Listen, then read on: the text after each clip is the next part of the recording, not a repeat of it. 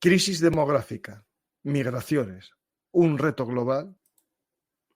Hola a todos, esto es Velum Artis, actualidad militar y geopolítica. Hoy vamos a hablar de geopolítica, exactamente de geografía humana y el movimiento de personas a lo largo de la historia, pero especialmente nos fijaremos en el reto de la crisis demográfica en algunos lugares del mundo por exceso y en otros por defecto, y cómo influirá esto en los movimientos migratorios a nivel mundial. Un reto, seguro que sí. Positivo o negativo, eso dependerá de vosotros. Nosotros solo vamos a explicar las causas y también cómo está evolucionando el fenómeno de la crisis demográfica y las migraciones a nivel global. Para ello contamos con la ayuda de nuestro amigo Emilio, un conocedor de las relaciones internacionales que ya nos llevó en otros programas a conocer otras facetas de la diplomacia y las relaciones internacionales. Y hoy vamos a hablar de este tema complejo, con muchas aristas y muchas consecuencias sociales. Vamos a intentar explicarlo y después que cada uno, con sus pensamientos y creencias, dé una visión u otra. Nosotros venimos aquí solamente a dar información. Comenzamos el programa. Espero que os guste y si es así, dar a me gusta, dejar un comentario y suscribiros al canal. Aviso también a navegantes. Aquellos que fueron a la presentación del libro en Madrid y no pudieron hacerse con el libro La Frontera Norte, un relato también de migraciones y movimientos de personas en el siglo XVI y XVII en la América del Norte, en la Litoamérica. Os invito a leer el libro El nacimiento del Far West español. Espero que os guste y que también analicéis ese movimiento migratorio de hace casi ya 500 años con sus luces y sombras. Empezamos el programa y espero que os guste. Hola, Emilio, ¿qué tal? Hola, bien, bueno, un poco resfriado, pero bueno, cosas de la Navidad, es lo típico. Lo importante es ser con buen ánimo, así que las vacaciones siempre ayudan. Pues vamos a intentar explicar un tema muy complejo, complejo en todas las facetas, ¿no? Porque son datos de demografía, distintos escenarios, ¿no? Porque no es lo mismo el escenario que nos encontramos Europa o China al que se encuentra Mali o Níger, ¿no? Es decir, cada país en este mundo global tiene distintos síntomas de la crisis demográfica, ¿no? Bueno, para empezar, yo creo que la primera cuestión es hablar de migración en un sentido histórico. Es decir, las migraciones han existido siempre, obviamente, siempre ha habido unas migraciones como tales. Lo que es que, claro, a partir de la definición de la nación-estado y sobre todo el concepto de fronteras, pues el concepto de migración se hace más patente.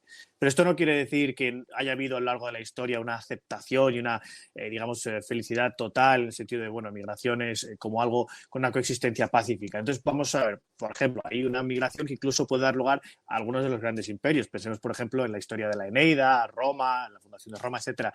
Pero ya más nivel histórico, por ejemplo, dentro de lo que sería el contexto de las migraciones germánicas o bárbaras, como prefiramos llamarlas, recuerdo que los pueblos cimbrios y teutones, pues esto lo tratas en tu libro, Francisco, hacen una serie de migraciones y esto lleva a una tensión con Roma, porque al final el hecho de que, claro, las migraciones no es lo mismo una migración actual de, pongamos, una parte de la población india, Emiratos Árabes Unidos, que de miles de grupos de germanos, guerreros, yendo hacia Roma. Pero bueno, el contexto en este sentido es la migración como parte de nuestra historia. Por ejemplo, los pueblos indoeuropeos. De hecho, si vemos la conexión entre esto, es una cosa que me parece ya lingüística, pero interesante, que muestra los vínculos migratorios.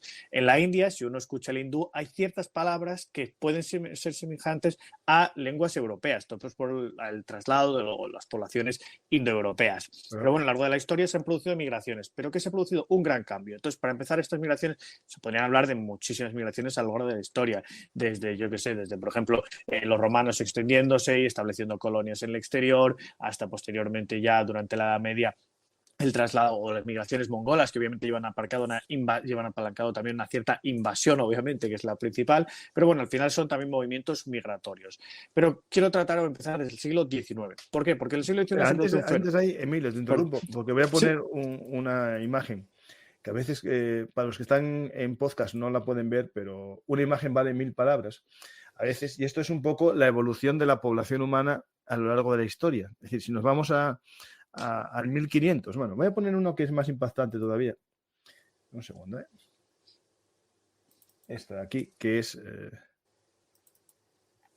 los últimos 12.000 años, de 4 millones de habitantes en el año 10.000 a.C., se pasa a de 4 millones aproximadamente a 7.700 millones. Es decir, es un crecimiento exponencial, no, lo siguiente, ¿no? Y en el 1900, que es cuando empezamos a hablar ahora, podemos estar hablando 1900, 1800, 990 millones de habitantes en el siglo XIX. El gran crecimiento que hay. Aquí Malthus decía aquello de los recursos son aritméticos y la población geométrica, ¿no? Al final Malthus, tengo un programa con Borja Castaño que desmiente esa teoría de Malthus, pero vamos a ese momento, a ese reto que ya Malthus vio, que es justo el crecimiento exponencial de la población, ¿no? Claro, este crecimiento de la población también está muy entrelazado o unido a las propias migraciones. Entonces, si analizamos el crecimiento, en el siglo I había aproximadamente unas 200 millones de personas en el mundo. En el año 1800 había 1.000 millones, es decir, que se tarda aproximadamente 1.800 años en llegar a estos 1.000 millones. Pero es que en el año 1930, solo 130 años después, llegamos a los 2.000 millones. Y hoy, en el año 2022, el año 2003, no recuerdo exactamente, se llega a las 8.000 millones de personas, pero se prevé que según las Naciones Unidas se llega a las 11.000 millones de personas para finales de siglo. Pero ¿cuál es la diferencia entre los periodos anteriores y ahora? Porque siempre ha habido un crecimiento exponencial de la población y siempre ha habido teorías para analizarlas que voy a comentar posteriormente. Y es que este crecimiento de población se produce con unas migraciones muy diferentes al periodo previo. Entonces, en el siglo XIX se produce el colonialismo europeo, la conquista de África, bueno, previamente había estado América, pero también de Asia, etcétera, y se da una migración de muchísimos europeos que parten hacia el exterior. Incluso también se puede decir que hay un movimiento a veces, claro, forzado, obviamente, pues de esclavos africanos a, por ejemplo, a América, a Brasil, etcétera, pero que al final da unos cambios de crecimiento de población que se producen nunca, es decir, que no van al continente europeo, sino que van desde el continente europeo hasta el continente africano o el continente asiático o el continente, o el caso de Iberoamérica. Entonces, este crecimiento poblacional hoy es muy diferente. ¿Por qué? Porque gran parte del crecimiento poblacional se concentra en África y Asia. Si se consideran en conjunto, esos continentes suman el 80% del crecimiento demográfico a nivel mundial. Y además de ello, sí que hay una serie de países a los que voy a aludir posteriormente para que se vea este fenómeno donde tiene un mayor impacto. Lo que lleva es a hablar de que hay una tasa de fertilidad. Para empezar, el concepto de tasa de fertilidad o de crecimiento es esencia una suma con una resta. Es decir, los nacimientos menos las difusiones, más los inmigrantes menos los inmigrantes. Esto es a nivel nacional, cada país. Obviamente, luego, si lo consideramos a nivel global, pues hay un obvio crecimiento demográfico. Entonces, ¿cuáles son las consecuencias o cuál es la cuestión desde el punto de vista teórico? Desde el punto de vista teórico ya está la teoría de Malthus, previamente enunciada, de este crecimiento demográfico que se produce y que va a tener un problema respecto a los alimentos, pero también está la teoría de Darwin, la teoría, bueno, pues al final que ha sido popularizada después por el nazismo, etcétera, pero bueno, que en esencia lo que hace referencia es a esta selección natural. Entonces, no hay que preocuparse por una selección natural y es lo que va a determinar este crecimiento poblacional. Luego hay otras teorías que son las que están adoptando más bien en la actualidad. Son las, por ejemplo, del profesor Ferrer o de Stern-Bosserov, que hacen referencia a que no hay que preocuparse tanto de este crecimiento demográfico como un elemento mundial, sino donde hay una explosión y donde hay una implosión demográfica. La explosión demográfica, creo que es un concepto que no hace falta explicar, es este aumento de la población constante y a veces de manera muy rápida, y la implosión demográfica es el fenómeno contrario, la reducción de la población. Entonces, incluso hay hoy en día teorías que sugieren que este decrecimiento de la población no es necesariamente negativo, es decir, que puede ser positivo. ¿Por qué puede ser positivo este decrecimiento de la población? Bueno, pues hay personas que hablan del cambio climático, de la cuestión de los alimentos, etcétera.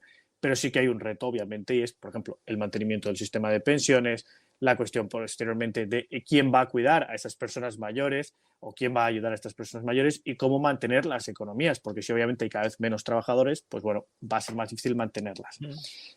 Entonces, aquí hay varias respuestas a estos movimientos. En primer lugar, la migración, pero esto sí que voy a plantearlo después y sus consecuencias en el geopolítico. Vamos a dar una serie de datos. Si alguna persona tiene alguna pregunta, por supuesto que la haga y me interrumpa sin problema. O Francisco, si quieres. Pero bueno, vamos a dar una serie de datos para por qué hay una explosión demográfica, porque esto hay que probarlo con datos. Hay elementos objetivos. Entonces, esta explosión demográfica se concentra en África y Asia. ¿Por qué? Porque hay una tasa de fertilidad mucho más alta. La tasa de fertilidad, como el mapa que hemos visto, es de aproximadamente 2,3 personas a nivel mundial. La tasa de fertilidad necesaria para que una sociedad tenga un crecimiento, según las Naciones Unidas, aunque puede haber un debate al respecto, pero bueno, hay un cierto consenso, es de 2,1 hijos por mujer. ¿Qué países europeos llegan a la tasa de 2,1 hijos por mujer? Ninguno. exactamente ninguno, cero. El más cercano es Suecia, que tiene una cifra de fertilidad de 1,9 hijos por mujer, y Francia creo que está en el 1,8. Para ver este decrecimiento demográfico, esta cuestión de fertilidad, veamos el caso de España, Italia o Grecia, donde la tasa de fertilidad no supera los 1,35 hijos por mujer. En el caso de España, creo que está en 1,3 concretamente, y el más bajo sería Malta, que no llega al 1,2. Pero este fenómeno no es solo europeo de implosión demográfica, no solo podemos pensar, no, es que esto es una cuestión europea, no.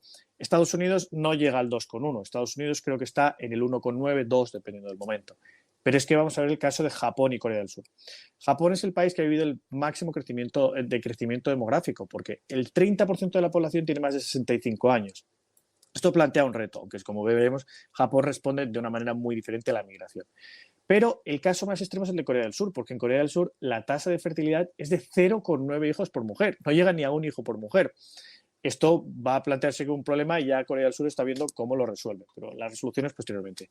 Entonces, incluso también tenemos el caso de Uruguay, un país que está viviendo un cierto decrecimiento demográfico, o también el caso de Rusia y China. En China se ha habido una serie de etapas, una serie de políticas, a las que posteriormente lo diré, pero se ha dado un viraje. En China, en primer lugar, cuando llega Mao hay un gran crecimiento poblacional, se anima a tener hijos, y posteriormente se da en segundo lugar todo lo contrario, es decir, vamos a reducir y vamos a hacer que solo se tenga un hijo por mujer, y ahora se dan cuenta de que es un problema y cambian totalmente, digamos, el chip.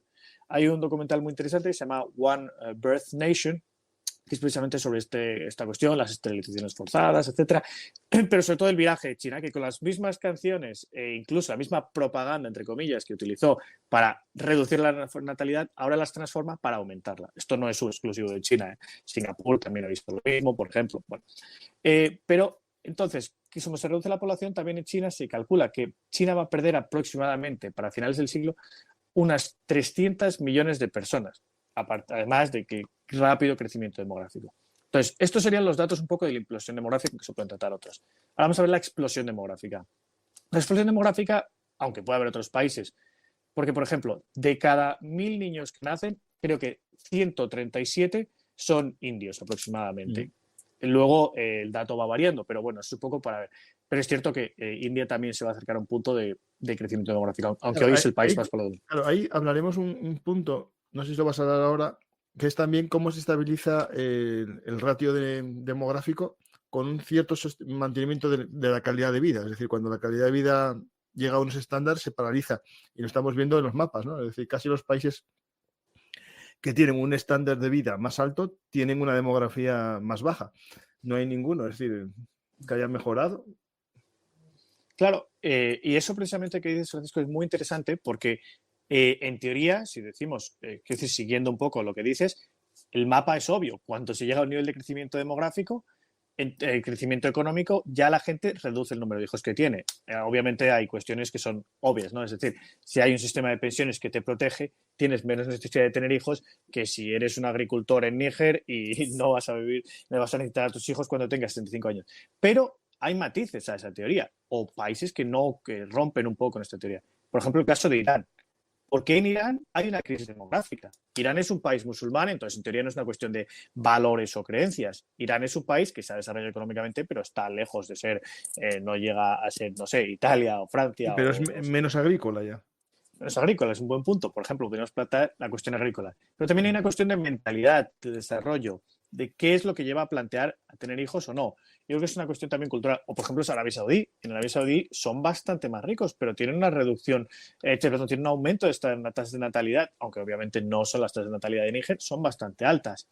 Entonces, eso es lo que habría que plantear también. Si hay cuestiones sociales, aparte de las económicas, como has dicho, son obvias, pero si hay cuestiones sociales que también influyen. Entonces, esto también pues, tiene un impacto, pero vamos a ir un poco primero a esta explosión demográfica. En Níger, que es el país con la tasa de fertilidad más alta, por eso es un caso extremo, obviamente, hay 7,15 hijos por mujer. Comparémoslo con 0,9 Corea del Sur, obviamente son valores muy extremos. Pero es que en África la media de hijos está entre 4 y 5. En Europa, como digo, no llega al 2 en ningún país. El caso de Estados Unidos tampoco, ni Japón, ni China, que no superan el 1,3. O el 1,2, depende de los años. Además, la pandemia ha sido un golpe para estos países porque se ha reducido aún más la fertilidad, mientras que en los casos africanos no se ha reducido la fertilidad.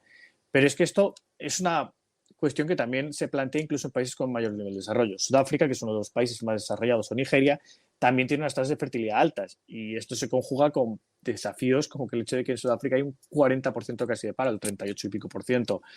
Entonces, bueno, incluso países con, digamos, un nivel de desarrollo mayor como Marruecos o Egipto, que obviamente no es el nivel de desarrollo de Francia, pero es un nivel de desarrollo superior al de Níger, obviamente, también tiene unas tasas de fertilidad superiores a 2,5 hijos por mujer, 2,2, dependiendo del país. Es decir, una tasa de crecimiento económico, de crecimiento demográfico. Ahí, Pero es que... Emilio, te Sí, interrumpo. Es que yo sí, creo sí, todo el que... que se da una paradoja, ¿no? Es que en todos los continentes se estabiliza el crecimiento menos África. África es el único continente que no tiene nada en azul, mientras que los demás continentes todos tienen una estabilización de la población. Eso es, Asia, eso, Asia Central, que tiene un poco de crecimiento, pero el resto... eso es muy cierto y realmente No, si Túnez, observamos mira, el... tiene a Túnez. Túnez sí que está en estándares occidentales. Claro, Túnez también es un país que sí que ha desarrollado, tiene una economía más desarrollada, pero sobre todo ha tenido unos cambios sociales, como por ejemplo, pues cuando se integra la mujer en el mercado, generalmente se reduce la tasa de fertilidad, No, entonces se eso llevan a completo, plantear ¿no? otras cuestiones. Entonces, Túnez, por ejemplo, es el primer país que ha permitido, el primer país musulmán, o uno de los primeros, no estoy seguro si es el primero, pero vamos, el primero que ha permitido el matrimonio de mujeres musulmanas con hombres cristianos o ateos o cualquier otra religión. Es el primer país también que ya habla de un divorcio ya incluso cada vez más unilateral por parte de la mujer. Entonces, eso también influye. Al final, porque si se integra la mujer cada vez más, pues obviamente cuando estás en el mercado pues puedes tener menos hijos. Por eso se llevan a cabo una serie de medidas de respuesta a las que voy a posteriormente mencionar. Pero es que en África se concentra este crecimiento y es que en África la población se prevé que para el año 2050 se doble, pase a 2.000 millones de personas. Pero ¿qué va a pasar mientras tanto en Europa? Pues en Europa, no la Unión Europea, en Europa, contando Rusia, etcétera, se prevé que la población pase de 740 millones a 700 millones de habitantes. Se va a reducir. En el caso de China ya lo he mencionado. Entonces, que aquí hay una explosión demográfica africana y una reducción de la población en Europa, en Estados Unidos, porque en Estados Unidos, aunque lo veamos, está en azul, es un país, bueno, pues que también concentra, tiene una serie de problemas, también cuestiones demográficas. E incluso dentro de los propios países pueden observarse tasas de fertilidad muy distintas. Por ejemplo, en Estados Unidos la comunidad mormona es mucho más prolífica de lo que pueda ser, por ejemplo, no lo sé, los católicos o los evangélicos luteranos, los evangélicos o luteranos, perdón. Porque, bueno, pues hay cuestiones culturales, hay cuestiones sociales que obviamente también influyen. Pero en África se da un crecimiento de la población no solo en países musulmanes o países católicos, sino en general. De hecho, esta explosión demográfica ha llevado ya a una gran migración y por eso vamos a tratar la cuestión de la migración. La cuestión de la migración es muy polémica. Es decir, yo estoy seguro que ahora mismo si hay gente en el chat, seguramente puede estar diciendo, bueno, los inmigrantes se tienen que ir, otros que dicen, no, vamos a abrir las puertas a todos, pero vamos a intentar tratarla con datos. ¿Cuántos migrantes hay a nivel mundial? Aproximadamente el 3,6% de la población son inmigrantes. Es decir, esto según la Organización Internacional de Migraciones, ¿vale? Entonces, estos son unos 281 millones de personas.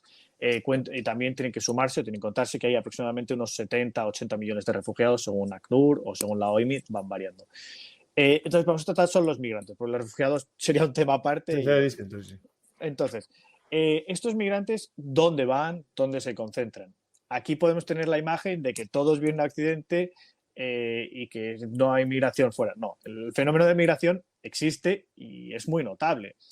Entonces, primero antes de ir a tratar Europa, quiero tratar cómo la migración también influye en otros países.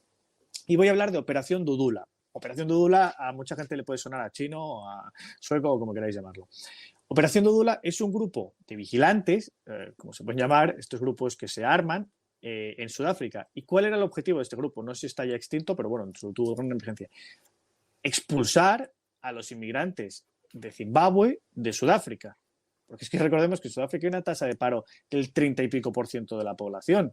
Y llegan migrantes de Zimbabue, de Mozambique, bueno, todo ese país, pero concretamente estos son muy destacados. En muchos casos, pues bueno, vienen huyendo de esta pobreza, etcétera, pero que no es solo aquí está el Rassemblement Nacional o el PVV en el caso de Holanda o el Rassemblement en el caso de Francia o Meloni, no. Es que también existe en otra serie de países.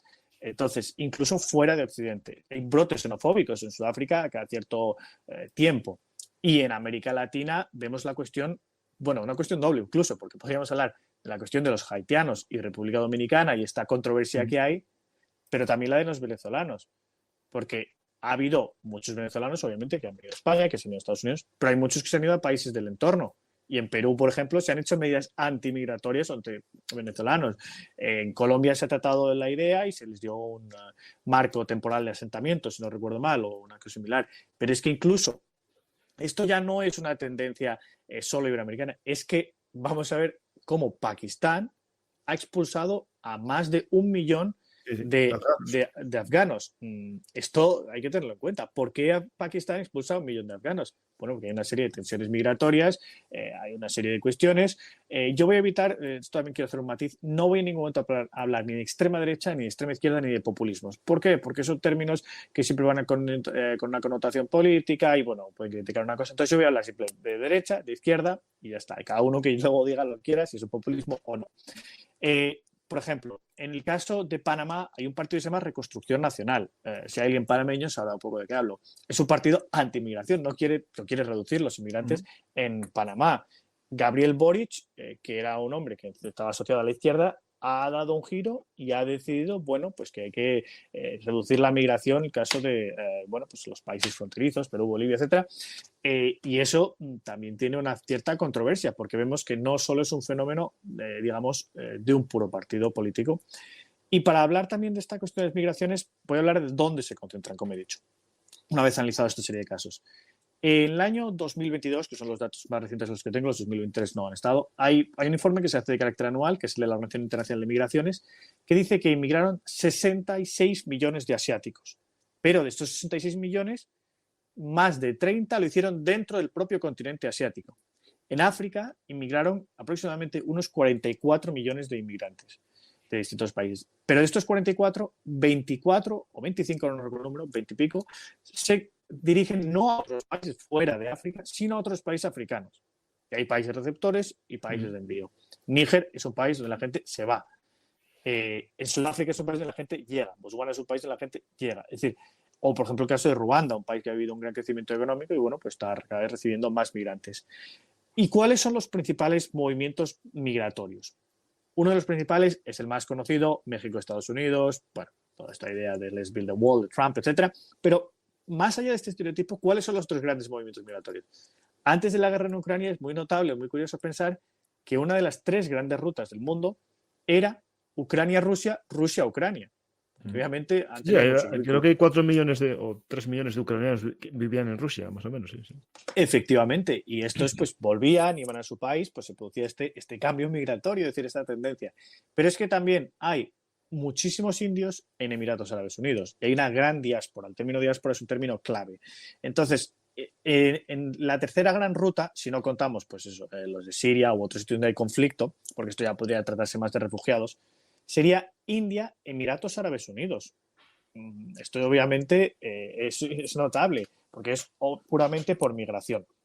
Pero por ejemplo, un dato, Emilio, te interrumpo, pero sí, que enriquece. En Arabia Saudí, una tercera parte de la población del país que tuvo un crecimiento, pero es no saudí. Es decir, una tercera parte. Claro, cuando hablamos de que estaba en un crecimiento demográfico, hay que ver si crece dentro de los saudíes o dentro de una tercera parte del país que no tiene nacionalidad, porque no se la conceden. Claro, y eso también que dices es un matiz muy interesante, porque si lo consideras, ves el caso de Emiratos Árabes Unidos o el de Arabia Saudí, aproximadamente pues una tercera parte de la población migrante está compuesta por inmigrantes, pero no se les da la nacionalidad. Entonces este crecimiento demográfico es también debido a esta parte de la población inmigrante, mientras que en países europeos, en Estados Unidos, adquieren la nacionalidad, o cualquier otro país, yo qué sé, o en Rusia, y se vuelven parte de ese crecimiento nacional. Mientras que en Arabia Saudí y en Emiratos no se les da la nacionalidad. Bueno, conseguir la nacionalidad emiratí, eso debe ser todo un reto. Entonces, claro, eso también hay que plantearlo, porque claro, no es la misma migración de un sitio a otro que una que ya va o se pretende, como en Emiratos Árabes Unidos, que vaya un tiempo y vuelva a su país, que por ejemplo un mexicano que va a Estados Unidos para establecerse y hacer su vida allí, porque al final esto también va a tener un impacto demográfico a largo plazo. Uno va y vuelve y otro no. Consideremos, por ejemplo, el caso de los indios que van a Emiratos Árabes Unidos. Hay muchos porque cada vez hay más población india, pero si India crece económicamente, a lo mejor ya no les interesa ir y el crecimiento demográfico saudí pues se reduce. Entonces, eso también va a tener un impacto. ¿Qué es lo que ocurre, digamos, un poco con esta migración, de estos flujos migratorios? Bueno, pues estos flujos migratorios llevan a que haya un porcentaje de la población inmigrante. ¿Qué porcentaje de la población es inmigrante en cada país? Bueno, os voy a dar una serie de datos. En Estados Unidos aproximadamente hay 50 millones de inmigrantes. La población creo es 300 y pico millones de personas. Es cierto que es el país con más inmigrantes, entonces, bueno, eso también hay que contar. Pero si hablamos en términos porcentuales, Arabia Saudí sería uno de ellos, como bien has mencionado, pero también Emiratos Árabes Unidos y Rusia, que tendrían más de un 15% de su población inmigrante. ¿Y cuál es aproximadamente la población inmigrante en los países europeos? Los países europeos varían muchísimo, entonces no es lo mismo el caso de Lituania o de Hungría, donde la población inmigrante es muchísimo más reducida, o el de Rumanía, aunque esté creciendo en el caso de Rumanía, al de Francia o Suecia o España o Reino Unido. En España es aproximadamente el 11,3% de la población, ¿vale? Más o menos 1 de cada 10, un poco más. En Francia llega al 12%, pero también hay que tener en cuenta que en Francia, digamos, hay nacionalizados que obviamente tienen un origen inmigrante y, bueno, pues se han integrado algunos más que otros, pero bueno, la idea esencial es ese cambio de inmigrantes. Entonces, estos datos de migración son relevantes porque, por ejemplo, si uno ve el caso de China, o por ejemplo, bueno, como estamos viendo en este mapa, la población inmigrante es mucho más reducida, o en el caso de Japón o Corea del Sur. Entonces, la respuesta, sin embargo, es muy diferente. Vamos a ver una serie de teorías por qué se mueven estos inmigrantes. Como digo, la primera razón, obviamente, sería, pues si hay una guerra en tu país, hay algunos que deciden huir. Pues, bueno, cuando hubo la guerra en Siria, hubo millones de personas que decidieron partir del país, etc. Pero vamos a ver otras teorías. Está la teoría de push-pull. La teoría de push-pull es que los factores de atracción son superiores a los expulsores. Entonces, yo no me voy de mi país porque mi país esté muy mal. Me voy porque tu país está tan bien que voy a estar mucho mejor. Se puede ser muchos inmigrantes españoles que van a países, por ejemplo, está tan mal España, pero mejoran en otro país. Sí. Eso sería un ejemplo muy bueno. Es decir, la persona que de repente, no sé, es un ingeniero y se licencia, hace un grado en una universidad española y ve que aquí gana X y en Estados Unidos gana 3X y habla inglés y se va ahí. Pues eso es un ejemplo claro de este push-pull. Una segunda teoría sería la teoría de las decisiones microeconómicas. Se basa en el conjunto de familia, hay una familia y en esta familia hay una o dos personas, las que sean, un número determinado. El resto de la familia hace el sacrificio de ayudarles económicamente porque emigrar tiene un coste para que se vayan a otro país y puedan devolver remesas y a crecer económicamente en ese país de origen. Luego hay una tercera teoría que es la del sistema mundo. La del sistema mundo es que hay una gran porosidad en las fronteras, hay una migración que ya no es, digamos, no se circunscribe a... por ejemplo, es mucho más fácil para un marroquí desplazarse a Francia hoy en día que lo era hace 100 años, porque los medios de transporte, porque bueno, ya hay una mayor flexibilidad en términos de visados, etcétera. Entonces, eso también lleva a hablar de este mundo. Y además, como hay un capitalismo y un crecimiento económico, digamos, que se conoce en todo el mundo, ya no es una persona que vive aislada en su país y no conoce cómo va, sino que uno de Mali sabe perfectamente cómo va o con lo que está ocurriendo en Suecia. O uno de India sabe lo que está ocurriendo en Arabia Saudí. Aunque, bueno, luego puede haber, obviamente, estafas o teorías, o, bueno, quiere decir que se crea un sueño y a lo mejor esto no se cumple, obviamente, pero eso sería otro debate. Entonces, ¿cómo respondemos a esta migración? Esa es una cuestión clave. Primero voy a hablar de muros, porque es la respuesta más visible, la creación de muros. Aquí todo el mundo tiene la imagen de Donald Trump, Let's Build a Wall, etcétera, entre Estados Unidos y México. Pero es que hay muchos más muros en el mundo. No es una cuestión puramente occidental. Hay un muro entre Irán y Afganistán, o una valla. Es decir, cuando digo muro, digo muro. O un campo minado, sí. O un campo minado, obviamente. Eso ya cada un poco. Hay entre Turquía y Grecia. Pero es que también hay entre una parte de Sudáfrica y Zimbabue, hay una valla o muro. Vamos a ver, que eso hay que tener en cuenta, que no es solo... bueno, pues los migrantes vienen y se les recibe y si son no occidentales les rechazo y si esto no, es que esto es pues muy global el fenómeno. Entonces, ¿estos muros por qué se crean? Bueno, se crean por unas cuestiones de seguridad, que sí, que hay veces que puede haber otras cuestiones políticas de fondo, que trates de aprovechar un determinado contexto político para criticar a un determinado grupo. Vale. Pero en general se crea por una razón de seguridad y de pues esta porosidad de fronteras. Es mucho más barato o más económico crear una determinada valla en un determinado contexto, sobre todo, por ejemplo, si entre Ceuta y Marruecos no hubiera esta valla o este muro, sería muchísimo más difícil controlar estas Vale. avalanchas de repente de inmigrantes ilegales que se producen. Esto es una cuestión. Y de hecho, por ejemplo, la frontera entre Ceuta y Melilla con Marruecos es la frontera que, según tengo entendido, con el mayor salto de PIB del mundo. Efectivamente, eso Más que también Estados es. Unidos, México, mucho más. Efectivamente, aunque también es verdad que a mí me gustaría matizar eso, que también hay que tener en cuenta qué parte de México y qué parte de Estados Unidos, Claro, porque claro, claro. el parte de y el Melilla es que se da una cuestión mucho más pobre, pero es verdad que es Sí. cierto ese salto, y eso también pues lleva a que personas quieran emigrar. Pero estos muros o estas vallas son una de las respuestas. Hay otras respuestas. Entonces, hay unas personas que dicen, bueno, pues hay que reducir totalmente la migración y hacen cuotas o hacen visados, o sencillamente, bueno, pues como Donald Trump hizo, cerrar, digamos, la puerta que entrara a un cierre temporal de inmigrantes, a los inmigrantes musulmanes. Pero es que incluso países que abren totalmente sus puertas o una parte se puede ver desbordada por este fenómeno.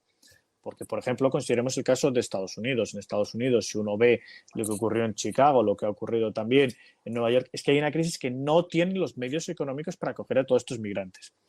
Luego hay países que rechazan totalmente y se ven en una serie de problemas, porque claro, cuando en Estados Unidos se dice, esto es una cosa que no está totalmente probada, pero bueno, esto lo dice el profesor Michael Horowitz, dice que una de las cuestiones es que cuando se analizó esta cuestión de migración, Estados Unidos y Trump dijo que vamos a no dejar entrar a nadie aquí de México tal, los empresarios le dijeron, pero es que aquí necesitamos esta migración para cubrir esta serie de puestos de trabajo. Entonces, eso también se planteó. Y es que además, estos inmigrantes, una respuesta que se hace es, vamos a darles un estatuto temporal, como el caso de Colombia, de acogerles. Pero también hay otra serie de respuestas. Y es aquí el caso de Japón especialmente notable. Japón ha respondido a la migración de una manera muy diferente. En Japón, solo el 2,2% de la población es inmigrante. Para ser un país desarrollado, quitando Corea del Sur, pocos países tienen esta tasa tan baja de migrantes, además de que muchos de ellos son coreanos o chinos. Entonces, hay una mayor, digamos, afinidad cultural, por así decirlo. Entonces, ¿qué es lo que responde Japón? ¿Qué dice Japón? Japón dice, nosotros, por su propia idiosincrasia, por su propio nacionalismo, o para llamarlo xenofobia, eso me da igual. Lo que yo voy a tratar es las medidas objetivas. Dice, vamos a responder con la sociedad 5.0. Esto lo propuso ya el que fue el antiguo primer ministro asesinado, Shinzo Abe, que dijo, vamos a construir una sociedad en la cual no sean necesarios migrantes, pero hay un problema. Vamos a hacerle frente. ¿Cómo vamos a hacerle frente? Con la robotización de la sociedad. Hoy en día, en Japón, en residencias de ancianos, ya se está probando robots que sustituyen, digamos, al personal. Por ejemplo, robots de vigilancia, robots que ayudan con la movilidad. También es verdad que Japón es un país muy tecnológicamente avanzado, entonces puede hacer esta respuesta que otro país no puede hacer. En segundo lugar, se plantea la cuestión de aceptar migrantes, pero con un marco temporal. Por ejemplo, hay acuerdos entre Japón e Indonesia para traer a cuidadores que son necesarios en la sociedad japonesa para estos ancianos. Se les enseña japonés, están una serie de años, pero luego retornan a su país. Y en tercer lugar, la cuestión de las medidas pro natalidad. Estas medidas pro natalidad son muy importantes porque al final, si tú, el profesor Giovanni Sartori, que murió recientemente, decía que una sociedad puede acoger y debe acoger a migrantes porque son necesarios. Esto lo ha dicho Olaf Scholz, esto lo dijo Angela Merkel, por poner ejemplos recientes, de, digamos, derecha e izquierda, pero si acoge de una manera repentina y masiva a un número, digamos, excesivo de inmigrantes, se plantean problemas de su integración, problemas respecto a la propia capacidad económica de acoger a estas personas y pueden producirse tensiones. Entonces, es necesario acompañar esta migración, en cualquier caso, de medidas pro natalidad. Estas medidas pro natalidad las han llevado a cabo muchos países, pero yo voy a citar tres ejemplos, el de Polonia y Hungría y el de Suecia, por ser, digamos, un país, dos países más asociados al conservadurismo, aunque evidentemente en Polonia ha cambiado, y otro el de Suecia, que ha sido pues más asociado a la teoría laborista o la teoría de izquierda. Entonces, ¿qué es lo que ha hecho Suecia? Bueno, Suecia ha llevado a cabo una serie de medidas para aumentar la natalidad. Primero, guarderías gratuitas, por ejemplo.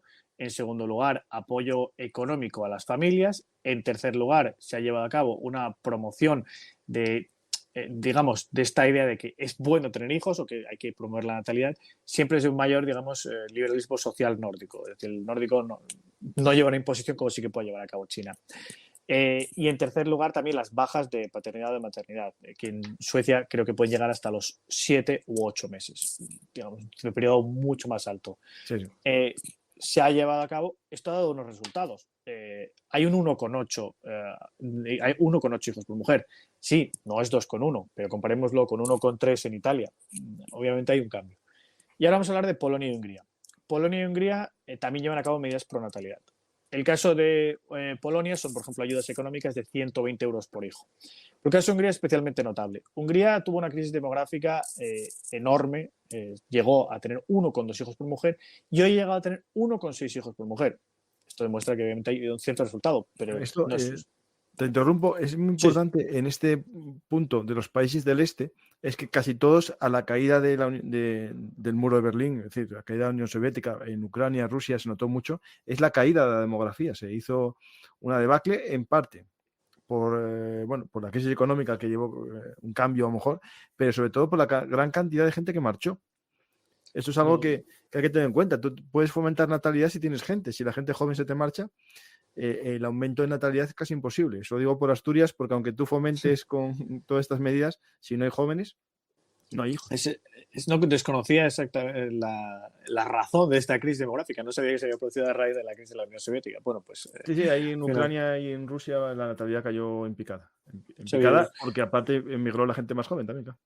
Claro, al emigrar los jóvenes, pues es mucho más difícil aumentar la natalidad. Pero, por ejemplo, Hungría sí, pues más o menos lo ha conseguido. Entonces, pues Hungría, ¿qué hace? En primer lugar, si tienes 4 o más hijos, se reducen muchísimo los impuestos. En segundo lugar, se han creado políticas también de apoyo a digamos, a las guarderías o a las personas que tengan hijos, e incluso, digamos, estudios sociales para promover esta fertilidad. Pero esto también tiene un coste económico, porque obviamente si a cada familia que tenga 4 o más hijos, que no son tantas obviamente, pero se les exime de impuestos o se les reduce muchísimo, tiene un coste y es el 5% del Producto Interior Bruto de Hungría. Habrá personas que consideren que esto no merece la pena y que sea mejor traer a migrantes, otros que digan que sí, otros que hay que reducir. Pero bueno, que esto es un hecho y esto es lo que hay. Entonces, Hablando, Sí. no, digo para enriquecer un poco la conversación, cuando hablas de ese coste del 5% de la población, pues diciendo que familia numerosa es el 4 hijos, en España nos autoconvencemos jugando al solitario, es decir, hacemos que la familia numerosa sean 2 hijos. Claro, Es decir, en eso ya... España, a día del próximo año, van a ser 2 hijos, familia numerosa. Eso no es fomentar la natalidad, sino convencerte de que lo que tienes es numeroso, ¿no? Pero realmente 2 hijos no Claro, es numeroso, es casi lo que necesitas. Es decir, Claro, es que además eso se ha dado un cambio de paradigma en España, porque en España hasta los años 70, hasta el final del franquismo, hubo una tasa de natalidad muy superior. Pero es que el caso de España también es interesante porque si nos vamos a lo que se ve también es que hay una gran diferencia. Porque esto es un poco fuerte, pero hay regiones que están, digamos, muriéndose o envejeciendo Asturias y es una de otras que no. Asturias, por ejemplo, Castilla y León, bueno, un poco. Y si uno ve un mapa de España, que no es único de España, por ejemplo, voy a dar primero un dato. En Austria, el 40% de la población se concentra en Viena, aproximadamente el 30-40% de la población. Es brutal. En España no llegamos a ese dato, pero obviamente hay un fenómeno de España vacía y es por algo, porque aun paliando toda esta crisis demográfica o reduciéndola o trayendo migrantes, etcétera, puedes tener un fenómeno en el cual haya una serie de regiones que sean ricas en población y otras no. En España, si uno ve un mapa, es un punto de Madrid, regiones en la costa, Cataluña, País Vasco, Navarra, la costa y Madrid, y ya está. Uno ve Extremadura, ve Castilla-La Mancha y quitando a lo mejor un poco las provincias limítrofes con Madrid por ese crecimiento demográfico, pero uno ve Galicia, ve Asturias y además esto llevaría a la necesidad de consensos, porque sin consenso esto no se va a reformar. Entonces es un mapa muy bueno el que ha escogido, porque si uno observa el mapa, prácticamente lo que vemos es Madrid, un poco eso, pues Cataluña, y ves cómo el noroeste peninsular, perdón, Galicia, Asturias, todo eso, está perdiendo muchísima población. Esto es saldo vegetativo, esto es el número de sobrantes, es decir, negativo entre los muertos y los nacimientos, ¿no? Claro, entonces, esto también plantea también cómo cómo van a pagar las pensiones estos territorios, porque ya no es solo un problema nacional. Entonces, bueno, pues como decía en el caso de Hungría, pues se ha planteado esta serie de medidas y se ha logrado elevar la natalidad. Pero también la migración, bueno, pues se plantea como una solución porque resuelve un problema doble en la migración, en teoría, y es la explosión demográfica africana y la implosión demográfica en Occidente, o este llamado invierno demográfico, o en Uruguay, en otros países. Claro, esta cuestión también lleva a que hay que integrar a estas personas. La integración tiene una serie de costes económicos, tiene una serie de costes políticos y también, bueno, pues se tiene que hacer de manera sucesiva. Obviamente, si tú mañana traes a 10 millones, yo qué sé, de cualquier país, de brasileños a Portugal, es muy difícil que se integre una población que tiene 10 millones de habitantes. Pero si tú traes 1.000, se van integrando porque es un fenómeno diferente. Bueno, es y como luego lo de la rana, ¿no? Que si la metes en agua caliente, pues no. Eso, por ejemplo. Hay un tema que es cierto, es decir, pero claro, es el impacto que puede tener en cualquier cultura. Es decir, esto lo dijiste, es uno de los teóricos, ¿no? Que no hay que ser tampoco premio Nobel de economía para entender que no es lo mismo que entre 1.000 y 1.000 y 1.000 y 1.000. Pero al final, si tienes un 30, un 40 o un 50, el impacto en la sociedad se produce. Es decir, eso al final ya no sería la misma sociedad con un 30, con un 40 ni con un 50. Claro, eso es un tema interesante. Y también hay otro tema que es muy, muy interesante, yo creo, que es, esto, Emilio, lo digo yo, ¿vale? Sí. Es un tema, por ejemplo, de la teoría del lumpen proletario. Es decir, los marxistas hablaban siempre de la teoría del lumpen, una amenaza al trabajador de que va a venir mano de obra más barata. Tenemos un reto, el mundo global, el mundo de la industria 4.0, tecnología, se habla de trabajos cualificados, pero lo que se trae es mano de obra no cualificada. Es decir, al final llegará un momento que muchos de esos trabajos no tengan salida. Es decir, en Japón ya están reduciendo trabajos no cualificados y al final la población que nosotros podemos absorber africana va a venir sin estudios. Es decir, al final no va a haber trabajo para todos. A lo mejor podemos llegar a un momento en el que dices, no, necesitamos mano de obra. Pero a lo mejor ya no necesitamos mano de obra porque se automatizan los procesos, ¿no? Es decir, es un tema complejo. La robotización va a ser sin duda uno de los grandes debates, incluso en la migración y fuera de ella, porque va a haber gente que obviamente pierda su trabajo. De hecho, hay ya teorías que sugieren que vamos a vivir a una especie de mundo en el cual va a haber una parte de la población que viva de una serie de subsidios, una parte de la población que trabaje, y ya está. Quiero decir que va a haber una parte de la población que directamente se acepte que viva sobre subsidios porque va a estar robotizado. Eso claro, sería en ese momento la pregunta es, si sabemos eso y se sabe que va a pasar con la IA, con la automatización, con trabajos no cualificados que no van a existir, el fenómeno del migrante laboral es difícil de usar. Es decir, claro, y entonces eso me lleva a tratar una cuestión que está en íntima relación, que creo que es muy importante. Es, ¿qué consecuencias tiene esto en la geopolítica? Para verlo, esto hay que verlo a nivel de partidos. Entonces, aquí hay varios ejemplos. En primer lugar, quiero decir que aquí hay una serie de partidos a la derecha, que son los tradicionales, digamos, no son los tradicionales, pero son una serie de fuerzas que han surgido, como Rassemblement National o el antiguo Frente Nacional en Francia, los hermanos musulmanes, o Liga Norte, perdón, los hermanos de Italia, en el caso de Italia, el caso de la Liga Norte, o el Fidesz de Víctor Orbán, que han llevado a un rechazo a la migración. Pero esto no es un fenómeno ya solo de derechas. Hay una mujer que se llama Sarah Wagenknecht, seguramente la haya pronunciado fatal, es una alemana, una política alemana, que estuvo en el partido Die Linke. El partido Die Linke sería la opción más a la izquierda dentro de las parlamentarias en Alemania. Esta mujer se ha extinguido de su partido, no sé si ha llegado o se ha planteado, y no se ha llegado todavía a concretar, creo que se ha concretado ya, la creación de una fuerza política con ideas que serían de izquierda, pero con el matiz de ser anti-inmigración.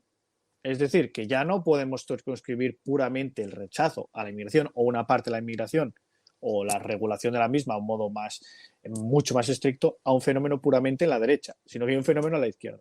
Esto es muy interesante. No, claro, esto es un fenómeno que hay que entender también de la parte de la sociedad que se ve amenazada con un fenómeno. Es decir, el que más se había amenazado con un fenómeno de inmigración no es la clase alta de los países.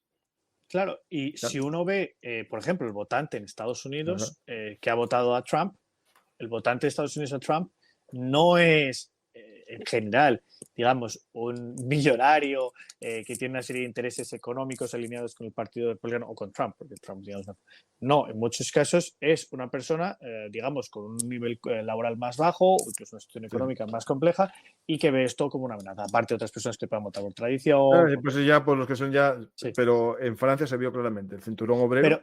Pero incluso entre los propios inmigrantes hay diferencias. ¿Esto claro. ¿Cómo se ve? Esto se ve muy claro en el caso de Estados Unidos y lo voy a mencionar con dos nacionalidades. En Estados Unidos están muchísimas nacionales que llegan, pero están los cubanos y los mexicanos. Los cubanos y los mexicanos tienen una cierta cercanía, digamos, religiosa, cultural, de idioma, geográfica. Podríamos pensar que por eso van a votar lo mismo, pero no. Los mexicanos votan en su gran mayoría demócrata, mientras que los cubanos votan en su gran mayoría republicano. Esto, lógico. claro, es cierto que, bueno, que el tema de Cuba y el Castro, pero quiero decir que hay un impacto y eso se ve también en España. En España y en otra serie de países. Es que los inmigrantes que llegan, dependiendo de su propia ideología, votan una opción u otra. Vamos a ver otro caso. Votan, yo hablo porque estoy más libre, soy más libre de hablar. También piensan en su rendimiento a corto plazo y a largo plazo. Es decir, yo puedo ser ultraconservador religioso en mi país, pero en España voto a un partido que me garantiza una ayuda y me garantiza estar aquí. Cuando ya esté aquí, a lo mejor voto a un partido ultraconservador. Lo digo porque esto es verdad, es decir, hay que pensar siempre en largo plazo. Es decir, hay que ver dentro de X tiempo cómo cambia el voto. Claro, también eso va a influir mucho, pero es que, por ejemplo, en el caso de Inglaterra, en Reino Unido. En Reino Unido hay muchas nacionalidades que van de nuevo, pero si uno ve los hindúes y los pakistaníes, dos países que, bueno, son muy cercanos, que se van a matar, los hindúes tienen una tendencia muy superior a votar Tory o conservador que a votar laborista. Y al contrario, los pakistaníes tienen una tendencia superior a votar laborista. Y esto es la cuestión de la diáspora y es la influencia que van a tener los inmigrantes en un determinado país en el exterior. Esta foto la he escogido porque me ha parecido muy notable, porque es Narendra Modi, el primer ministro de la India, con Rishi Sunak, el primer ministro de Inglaterra. Entonces, bueno, de Reino Unido, perdón. Son dos personas, una es india y otra es de origen indio, y esto también la diáspora, la pregunta es si influye. Se dijo, por ejemplo, Melania Trump, ahora no recuerdo si es de Eslovenia o de Eslovaquia, yo creo que es de Eslovenia.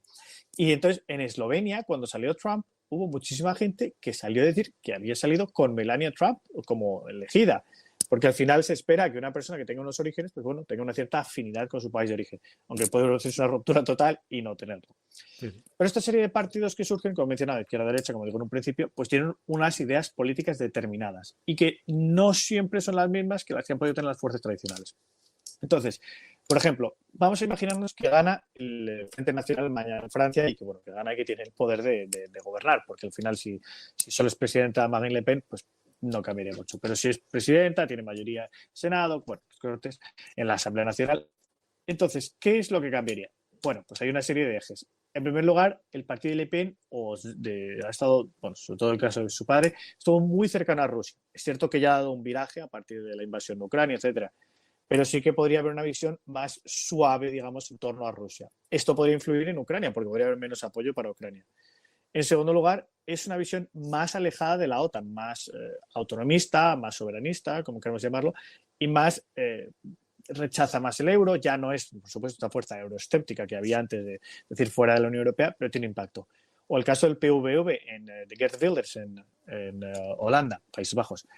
Ha ganado un partido que es mucho más pro-israelí de lo que puede haber sido el VDD, el otro gran partido, digamos, partido de Mark Rutte, que era el partido tradicionalmente de derechas. Este partido, al ser mucho más pro-israelí, obviamente va a condicionar una política exterior y va a tener una geopolítica mucho más cercana a Israel. Pero surge un fenómeno, y esto es muy interesante también. Frente a estos partidos, el caso de Israel-Palestina y la polarización del mismo. Ha habido muchísimas protestas por la cuestión de Israel o Palestina, sobre todo protestas pro-palestinas. Estas han sido pues, por una parte de la población que puede apoyar a Palestina, pero también por muchas personas que son migrantes o que tengan un origen migrante que se identifiquen más con Palestina.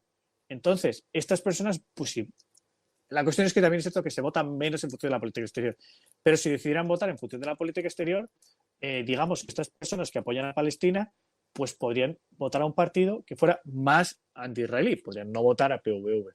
Es que fueran, por ejemplo, votar en contra del PVV. A ver, Israel y las demás causas tienen un apoyo, ¿no? Es decir, en los partidos políticos, pero en la población. Si la población cambia, el partido político cambia su tendencia de apoyo a un país u otro. Eso es obvio y evidente, ¿no? Y de hecho hay una pregunta aquí que están haciendo que es posible vincularlo a esto, ¿no? ¿Y no es posible buscar la inmigración de X población para cambiar el marco electoral de un país? Pues sí, se podría hacer. Es decir, alguien a lo mejor puede pensar que a corto plazo le beneficia, ¿no? obviamente, si, digamos, en un país determinado, esto, claro, es más fácil cambiarlo en un país con una población pequeña. No es lo mismo si tú en China, porque en China, obviamente, es muy difícil cambiar esto, Al porque primero no van a prefieren votar. pero no, es cierto que no votan. Pero yo que sé, en la India, que hay 1.430 millones de personas, que yo que sé, en el caso no sé, por ejemplo, de Portugal, como mencioné antes, 10 millones de personas. Pero obviamente, si a Portugal llegan, yo que sé, se acepta que haya mañana 3 millones de inmigrantes, yo que sé, mormones de Estados Unidos, por un ejemplo que no sea el típico, pues obviamente el voto va a cambiar, porque el voto al final tiene una configuración. Hay teorías al respecto de si esta inmigración es buscada o no es buscada. Lo que sí que es claro es que se cambian los patrones de voto. Y, por ejemplo, en Estados Unidos esto es muy notable en el caso de Arizona o Texas. Donde se concentra la población mexicana, hay cada vez un mayor apoyo al Partido Demócrata. Claro, esto puede cambiar, porque, por ejemplo, Yo el entiendo partido... que eso va a pasar en la primera generación y en la segunda ya votarán si uno monta su negocio con su visión, si uno es más creyente religioso con otra. Es decir, eso hay que tener en cuenta que va a cambiar mucho de la primera a la segunda. Es decir, Claro, porque eso, por ejemplo, es claro, el caso de Estados Unidos. Si muchos de estos, pongamos que una parte de estos inmigrantes se vuelven evangélicos y muy conservadores, por ejemplo, el tema del claro. aborto, por un ejemplo así muy candente, van a tender más a votar a un partido republicano que al partido demócrata. Si estos mexicanos, digamos, dejan su catolicismo, sus raíces y dicen que no, digamos, que rechazan todo esto y que no debe haber religiones, por otro ejemplo así un poco controvertido, votarían mucho más al Partido Demócrata. Y No, eso pero, también va a influir cómo van. yo no sé si en Estados Unidos, claro, se produce una paradoja, que es que los católicos votan demócratas, muchos de ellos. Claro, también es cierto Y, que eso es y- el hecho y del candidato presidentes de demócrata. católicos fueron todos demócratas. Es decir, es un tema interesante porque aquí, claro, los católicos muy católicos votarían a un partido conservador. A ver, hay un porcentaje que no, pero ahí en Estados Unidos se puede hacer una cosa rara porque hay que también, Emilio, entender que no es el mismo elemento el demócrata republicano estadounidense que el izquierda-derecha europea. Tiene Es contrastes un cierto que poco distintos. claro, hay Claro, contextos, hay matices, por supuesto. Pero, por ejemplo, claro, también el caso por ejemplo, pues de Emiratos o Arabia Saudí, bueno, no se vota, pero que si se votara hipotéticamente, esta parte de la población no votaría, entonces no tendría no, ninguna claro, claro, influencia. claro. Entonces, eso también depende de lo que sería el país. Pero este viraje ¿cuáles son también una serie de consecuencias? Y es que en geopolítica estas migraciones también tienen un impacto y se han tratado de resolver. Entonces, vamos a pensar en diferentes escenarios de respuesta. En primer lugar, a nivel global, ha habido ya un primer pacto, que es el Pacto de Marrakech, para las migraciones y los refugiados, que algunos países han rechazado firmar, por ejemplo, Hungría, o creo que Austria tampoco, o Polonia en su momento. Y aunque no fuera vinculante, sí que permite ya un marco en el que se dice, bueno, pues aquí que vamos a ayudar a los refugiados y vamos a, digamos, eh, quiero decir, controlar o gestionar la migración, favorecer una migración de carácter regular y rechazar la irregular. Esto también se ha dado en el nuevo pacto de asilo e inmigración que se ha aprobado bajo la presidencia del Consejo, la presidencia española del Consejo de la Unión Europea. Y es un endurecimiento de las condiciones de asilo y el planteamiento de posibles centros para estos migrantes para ver quiénes o no deben entrar en la Unión Europea. Entonces, aquí sí que se está viendo un viraje, que a veces una posición, digamos, más, no sé si llamarla más radical, pero sí, desde luego, más fuerte en torno a la cuestión del control de la migración. Como digo, no es puramente occidental, pero sí es un elemento característico de Occidente y que en geopolítica pues tiene una influencia. ¿Por qué? Pues porque si estos partidos que he mencionado llegan al poder, cambian la política exterior. Pensemos en el caso de Inglaterra. El Reino Unido ahora mismo, aparte de otros problemas, tiene una cuestión o un debate interno por los centros que se podrían crear en Ruanda. El gobierno de Rishi Sunak planteó la creación de centros para acoger a estos refugiados de carácter temporal en Ruanda y ver quiénes deben entrar y quiénes no son refugiados y están aprovechando la situación, como puede ocurrir. Esto ha sido rechazado por el Tribunal Supremo en Inglaterra, en Reino Unido, perdón, aprobado por el partido, por los conservadores. Entonces, claro, aquí se produce una polarización interna. En Reino Unido es más difícil, por eso hay dos partidos, pero si hubiera más partidos, digamos que podría haber una opción que diga, pues esto yo estoy en contra de lo que ha hecho el Tribunal Supremo y me parece bien y voy a intentar votar una opción más extrema o todo lo contrario, este gobierno está haciendo algo que es xenófobo, como quieran llamarlo, y voy a votar una opción más extrema en el otro campo. Pero claro, cada vez hay más, digamos, conciencia, una mayor conciencia acerca de las migrantes y su impacto a nivel global. Entonces, ¿cómo se puede usar esta migración? vamos a coger un caso muy concreto. Bueno, vamos a coger dos. Vamos a coger uno histórico un poco más del año 1971. En el año 1971 se produce la guerra de Pakistán Oriental, la guerra de 1971, como queramos llamarla. Y Pakistán expulsa de Pakistán, creo que era Pakistán Oriental, en aquel momento, lo que es Bangladesh hoy, a muchísimas personas de Bangladesh que se van a la India. E Indira Gandhi dice que se están usando a estos migrantes contra la India. Esto es una de las causas que llevarán a la intervención.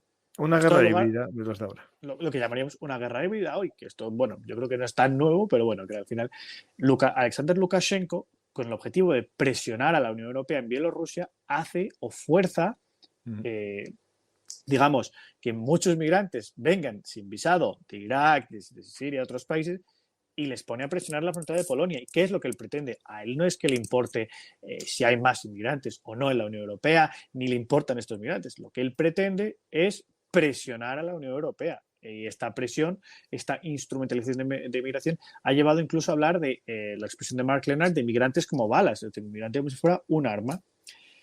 Entonces, aquí ya pues, hay una influencia geopolítica, demográfica, y nos lleva por último ya a plantear qué va a ser el futuro. Hay países que van a escoger la senda de Japón. La senda de Japón, robotización, no menos migrantes. Otros países que como Suecia o Francia pues dicen no, vamos a abrirnos mucho más. O Estados Unidos somos un país de inmigrantes. Pero claro, puede haber una reacción. Ya se ve en Francia con Marine Le Pen, en los verdaderos demócratas suecos en Suecia, en Jimmy Åkesson, etcétera, o el PVV en Países Bajos. Entonces va a haber que regular o plantear esta cuestión. Pero también hay que plantear la crisis o el invierno demográfico, porque si yo no hago frente a esto, me encuentro con una Europa de 700 millones de habitantes. Y estos 700 millones de habitantes, vale, si consigo robotizar o hacer una inteligencia artificial o promover una natalidad de un modo rápido y brutal, pues bueno. Pero es que recordemos el caso de Singapur. Singapur también tiene una de las tasas de natalidad más bajas que hay. Y Singapur, en los años 60 y 70, tuvo una política que era no tengas más de un hijo. Una moto de propaganda electoral, etcétera. Esto, en los años 80 y 90, pasó a tener 3 hijos o más es bueno. Claro. No ha logrado resolver la cuestión. En Hungría sí ha subido. En Suecia la población ha subido, pero también es parte de la inmigración. Claro, y también hay un coste o una serie de tensiones que se producen en las sociedades. Esto hay que regularlo. Eso va a ser siempre una cuestión. Ya desde los helvecios, los timbrios, los teutones, no va a ser fácil de regular. Pero sobre todo es que si no se atiende a una de las dos variables, que es la migración como un fenómeno político a nivel interno y las tensiones que pueda producir, ni a la otra variable, que es la crisis demográfica, vamos hacia muy mal camino. Porque si no se da una respuesta, en Japón la respuesta es clara, será positiva o será negativa, pero hay una respuesta clara. En el caso, por ejemplo, de la Unión Europea se está llevando a cabo una redefinición de la política. Estados Unidos, los demócratas tienen una política y los republicanos otra, pero se está viendo que estos dos extremos que tienen que colaborar en algún punto, porque es que si no, no resuelven la cuestión y hay una crisis migratoria. Cuando llegan millones, recordemos la crisis que hubo en el año 2015, que fue una crisis en muchos casos de refugiados sirios. Entonces, ¿qué planteamos para nuestro país? ¿Qué queremos y cómo vamos a hacerlo? Pero sin ser histriónicos y decir, aquí no entra ni uno ni fronteras abiertas. Entran todos, sí. Es decir, ¿qué es lo que vamos a hacer en el futuro? Esa es la pregunta. Yo primero yo creo que es fomentar la natalidad para evitar el invierno, ¿no? Pero eso es complicado y yo no soy para hablar que solo tengo un hijo, ¿no? Pero la realidad es que hay muchos elementos que, claro, todo el mundo dice, el invierno, tal. Y claro, las mujeres trabajadoras y tal, eso es cierto.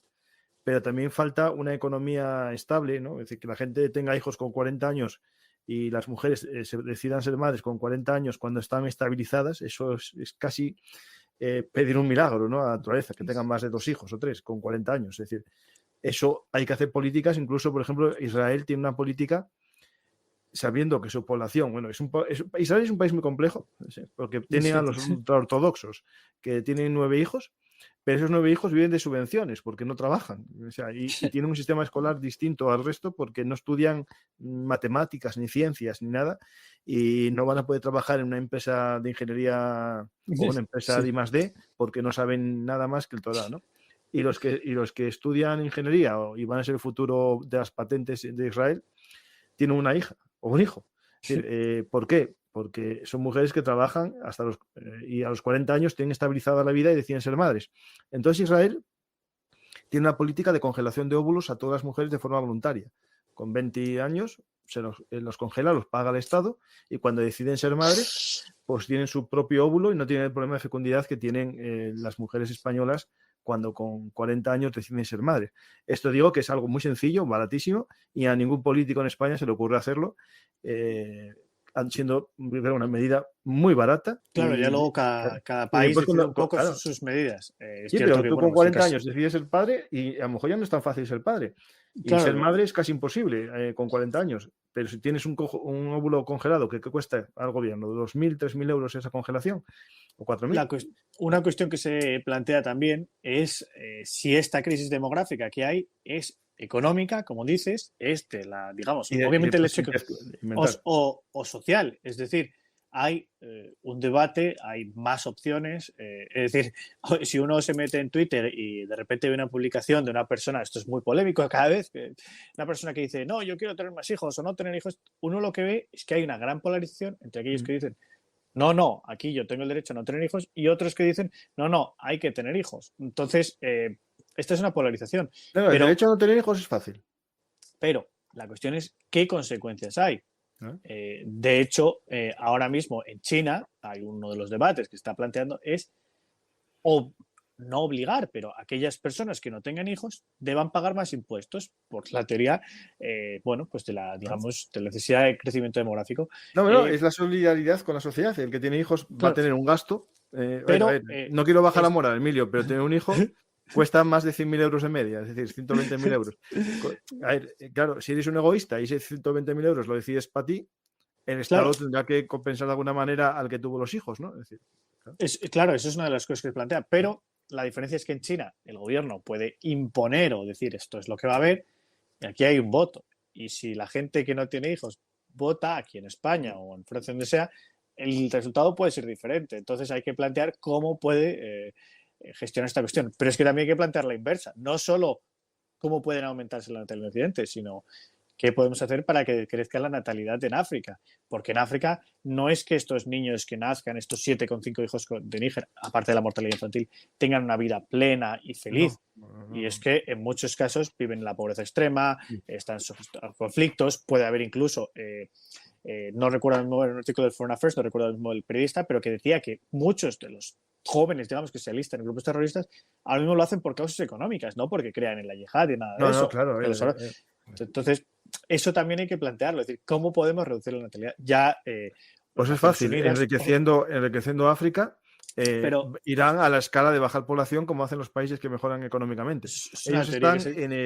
en el sistema de hijos de una sociedad agrícola. Tienen muchos hijos para que sobrevivan algunos porque en natalidad mueren y de los que morían después iban a ser sus braceros en el campo.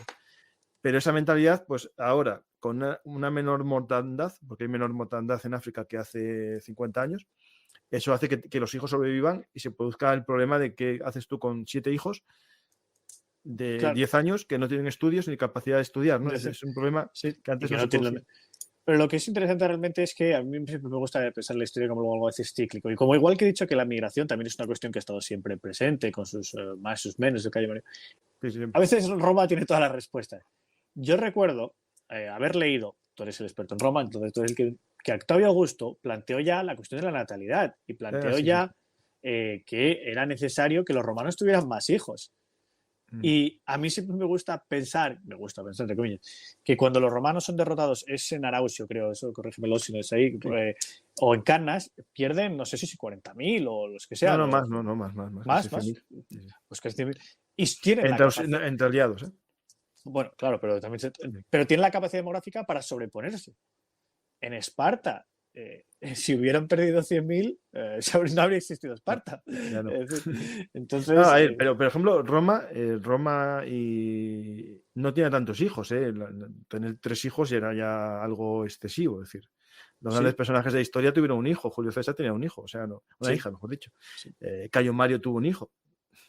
No estamos hablando de natalidades impactantes de 10. De hecho, yo creo que si nos vamos a España, por ejemplo, nuestro gran problema en la época imperial, en la época de los tercios, era la baja natalidad. Solo hay esa natalidad de 8 hijos, 10 hijos, casi en el siglo XX, y en España, por el baby boom que se fomenta desde el franquismo, pero antes tener más de 3 hijos no era muy normal, ni en el campo, ¿eh? Eso hay que entenderlo, que es verdad que todo el mundo tira hacia atrás, pero si vemos demografías Sí, de atrás, no era tan normal tener muchos hijos. Es decir, no, o sea, ok. había un control poblacional automático. Tú sabías lo que podías alimentar y lo que no podías alimentar. No eran todos los hijos que te viniesen. Aunque vamos, tener 3 hijos hoy en día ya eso es un No, no, número no, alto. ahora, Quiero decir, no, si no, ahora hubiéramos todos tres, es familia numerosa ya. eso es, qué Sí, bien. sí. Bueno, no sé si alguien tiene alguna pregunta, si no, Mira, pues dicen aquí que Adriano insistió en regular ayudas y dietas a los senadores con más hijos. Mira, incluso a la Casa bueno, Alta. pues es que es un ejemplo que ya tenemos a lo largo de la historia, que esto no es, digamos que no es nuevo, lo que pasa es que hoy es de mayor gravedad porque ya dices, hay una No, mayor no, y de riqueza hecho, por económica. ejemplo, en la Edad Media europea, y en la española se nota mucho, en el románico que se ven muchas escenas sexuales en las afueras de la iglesia, es un momento de baja natalidad por la crisis del siglo XI y hay que fomentar la natalidad y se ponen escenas sexuales para fomentar la natalidad.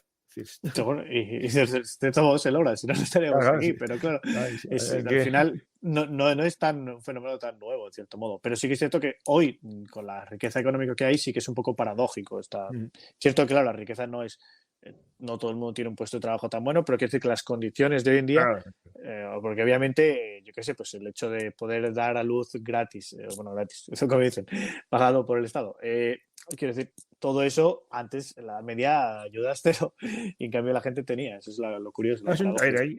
hay un tema económico y otro de mentalidad, ¿no? Es decir, a mucha Claro. gente joven, bueno, pues le autoconvencieron de que, bueno, tener hijos tampoco es importante en la vida, cuando antes era la misión de una persona era dejar hijos, ¿no? Es decir, Claro, esa es la mentalidad claro, que cambia, pero habrá que claro. plantearlo también como un fenómeno económico, no puramente No, no, cara y, al... y egoísta también, bueno, es decir, hay gente que te dirá, no, tu hijo no te va a cuidar porque te vas a acabar en una residencia. Bueno, ya, pero al menos te va a ir alguien a ver la residencia si va todo bien, cosa que, no, no, esto es decir, eh, eh, no se puede tener hijos para que te cuiden, como en China, que sabes la teoría del hijo único, que si la Sí, hija no te iba a cuidar porque tenía que cuidar a la familia del marido y se sí. fomentó el hijo único que te iba a cuidar a ti, ahora les lleva a tener un problema de 30 o 40 millones de hombres que jamás se van a poder casar porque no Sí, hay mujeres. de hecho es curioso, porque en el caso de China una de las cosas que se plantea literalmente es traer mujeres de Comprar Vietnam. mujeres, no, comprarlas directamente. Sí.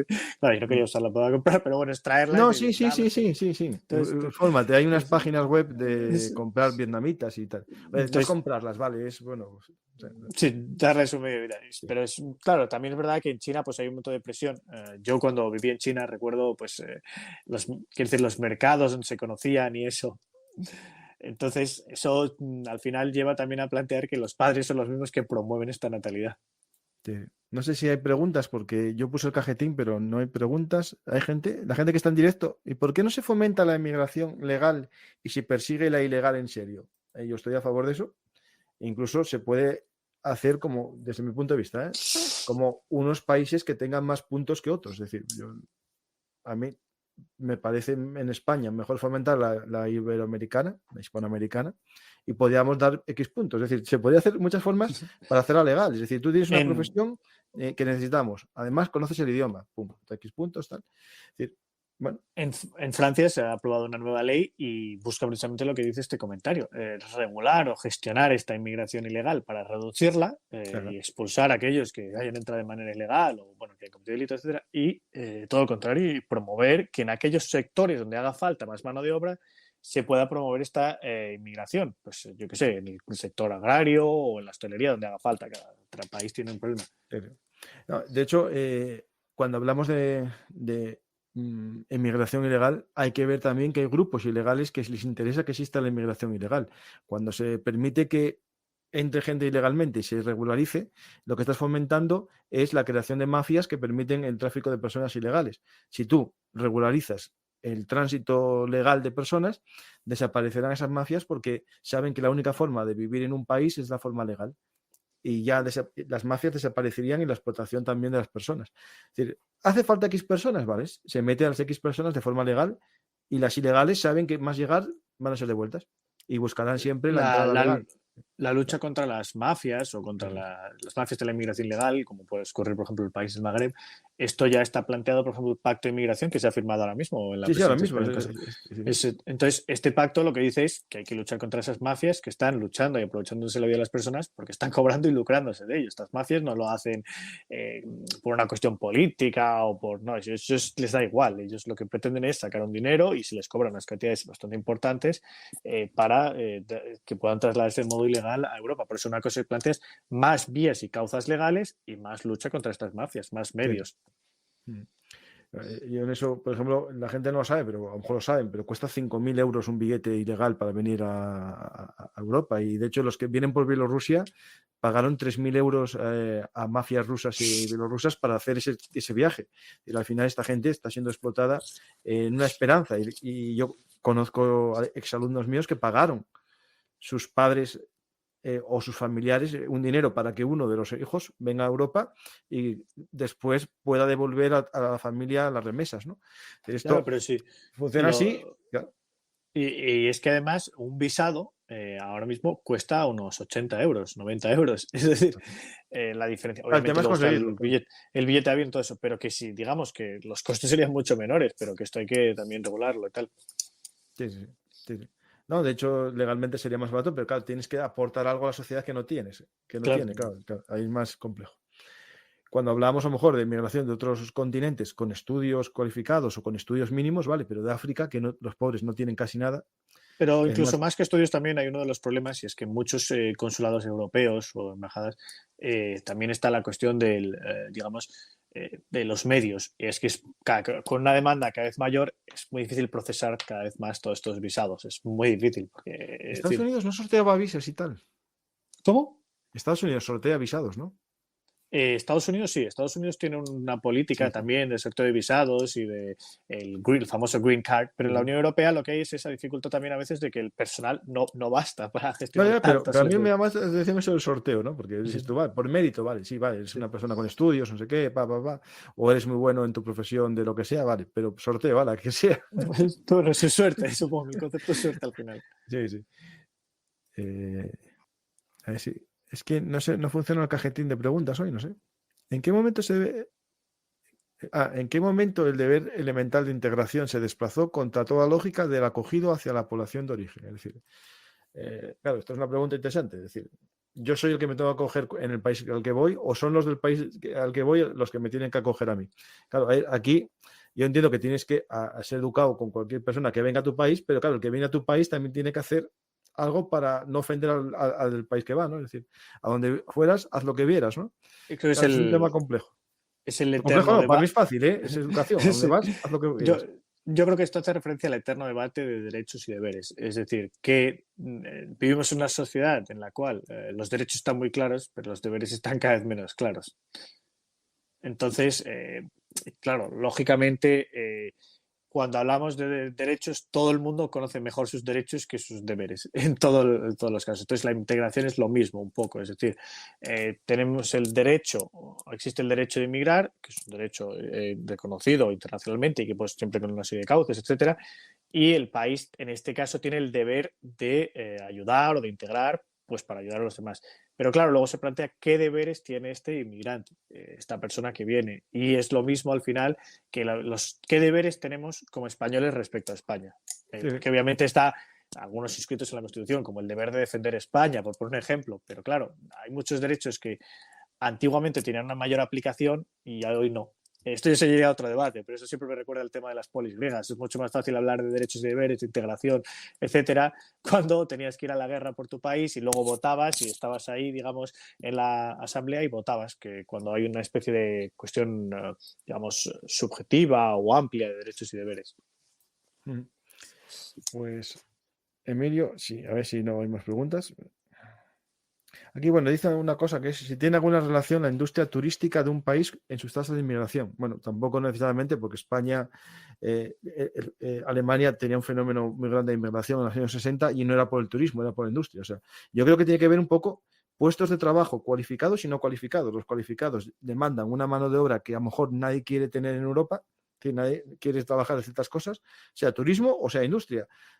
si lo que exige una economía es gente muy cualificada, a lo mejor reciben menos inmigración porque no tendrían trabajo en esa sociedad, ¿no? Es decir, yo creo. Bueno, por un lado está esta cuestión que es la del mercado dual de Lewis, que es a la que aludes, que es que hay un mercado, digamos, para los nacionales y otro para los extranjeros, pues esos trabajos que los nacionales no quieren. Entonces eso puede estar relacionado con la industria turística en aquellos trabajos más duros o más arduos o que la gente no quiere. Pero también sí que hay un factor que es a la inversa. Es decir, el número de turistas estadounidenses a México o el de británicos a la India ha aumentado exponencialmente. Bueno, ¿Por porque qué? no son turistas, son que vienen a su casa, vuelven a su casa a ver Son a los inmigrantes familiares. Claro. que vuelven a su casa o personas que vuelven a sus raíces, que a lo mejor es de hace 2 generaciones, Claro. y no lo sé, o el pakistaní que vuelve a casarse a Pakistán, o yo qué sé, o el español que vuelve de Alemania. Entonces, la idea es la A ver, misma. es un tema interesante de no integración, es decir, eso de Pakistán que se van a casar por compromiso familiar a Pakistán. Claro, porque Es muy llamativo, es decir, pero se acuerda el matrimonio por concierto económico. Es decir, unas chicas españolas que les pasó que vivían en Afganistán y cuando fueron de vacaciones se obligaron a casarse con una, con uno en Afganistán y al final las mataron a ellas. No sé si te acuerdas del caso. pobrecillas, no me acuerdo del Sí, caso, sí, pero sí, sí. A una y a la otra la sí. mataron porque su hermana había deshonrado a la familia. Joder, es unas Digo, porque cosas esas cosas pasan. pasan, ¿no? Es decir, eso pasa. Es decir, claro, cuando alguien no se integra en los valores de una sociedad, tiene eso dentro de sí. Es decir, las pobres mujeres que estaban integradas, habían estudiado en España, vivían a la manera occidental, fueron allí a ver a su familia y les pasó eso. Y eso hay que tener en cuenta que eso pasa y yo, bueno, yo no lo quiero para ellas. Bueno, vamos a una pregunta más, Emilio. Y si no, creo que no hay, no sé. La gente está aquí en directo.